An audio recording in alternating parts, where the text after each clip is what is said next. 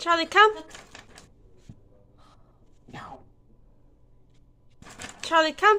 Just you hold the wrapping paper.